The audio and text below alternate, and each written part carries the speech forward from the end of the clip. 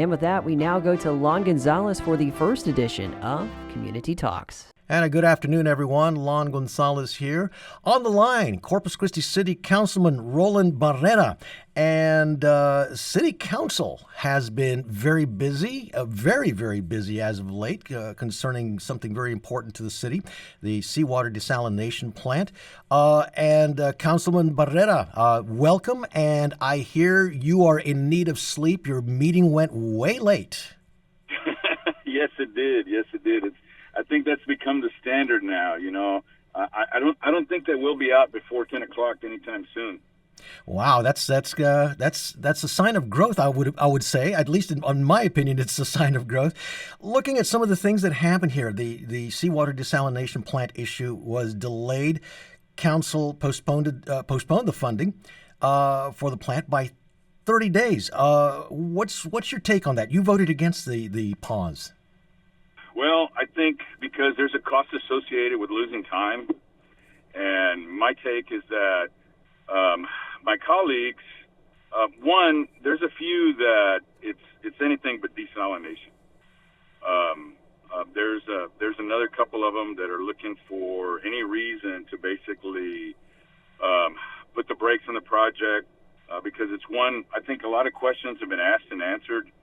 And then we need to find a third and fourth source. I'm really frustrated because this current project that we're on is fully permitted. We have no regulatory agency that has challenges with it. We've given the green light from TCEQ, from the EPA, from the Army Corps of Engineers. The governor has spoken about how he supports this project.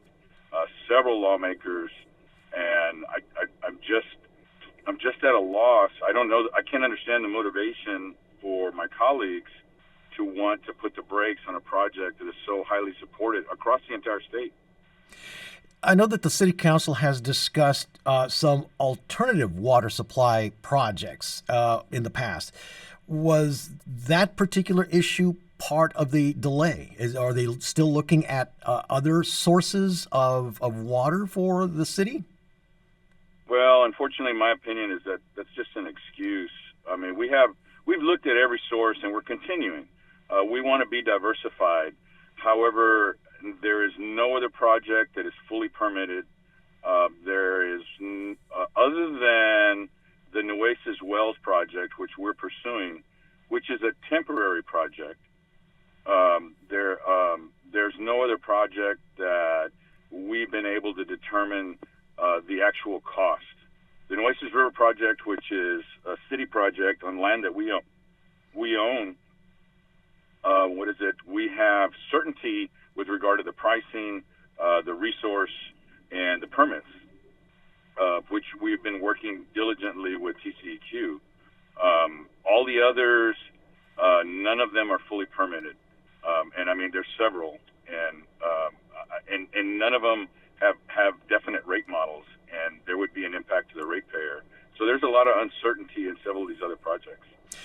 Do you see a scenario at this point in time where the project doesn't go forward? Has anybody, kind of stopped to think about what happens if this doesn't move forward? But you've been talking about things that were already in place, and now there's a delay. Well, I think there could be other resources available that I think, but it would be very expensive, and it comes to a point. I've been very supportive of industry, and there are those that say you oversold your water, and I've never thought from that perspective. I've always thought we're a unique economy where a large portion of our consumption goes to industry, which is incremental, which really is very important to the economy for the state of Texas and in the country and the world. And so we have a responsibility to be able to provide that resource if we want to continue to be that leader in industry. And so we have to look at it from that perspective. We can't just be myopic and say, the water's for you and me. It is, but there's a balance. And I think the challenge is that industry has already curtailed. In fact, last year, they curtailed about a billion gallons for the year. And so now we're getting to the point as if they have to shut down equipment. Well, then all of a sudden their demand for fuel and plastics doesn't stop. So therefore, they have to reinvest elsewhere to be able to fill that demand of the water that they need, or they have to look at it. Okay, are we going to invest in other resources because the city's water is just too expensive because they waited too long? Now, I understand the city council is also having a special session next week. Is that still on? And the focus will be on the desal again? Well, that was if several of my colleagues had requested a letter from the Texas Water Development Board to try to see if the funds that have been procured for us to borrow to be able to finance this can be used for another purpose. Which, once again, this was done, without the knowledge of the entire council. Was done without the knowledge of staff, which is very disappointing.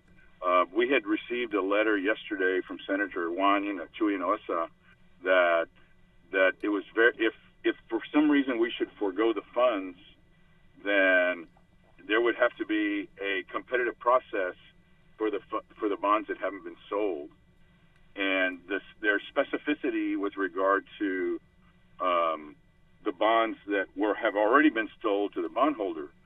So my colleagues, however, weren't satisfied with that, and so they're trying to seek their own opinion, and they contacted the Texas Water Development Board independently. At this point in time, the desal plant, it's the issue right now. And again, I think you touched on it just a while ago. A lot of public commenters have pointed to industry as the root cause of the water issues here in Corpus Christi. What's your take on that? Well, obviously, there's a lot of interest. Obviously, there's the industry, there's obviously providing water, the drought, but there are also paid activists. At least when somebody from Flint Hills or Valero comes to speak, you can see the emblem on their shirt. But there's paid activists by the Texas Campaign for the Environment that they come on a regular basis, and I think they've admitted I've called some of them out, and they've admitted that they're paid organizers, and they hang around, and I think that those comments are not indicative of the entire community. As I go out in the community, and whether it be my church, HEB, going to exercise at the gym, I always hear, hey, when are we going to get that desal thing done? Now, this is the individual that typically just kind of watches the news, watches the headlines. They're not watching the council meetings. So my take is that the majority of the community supports desalination, and they support jobs in the coastal bend.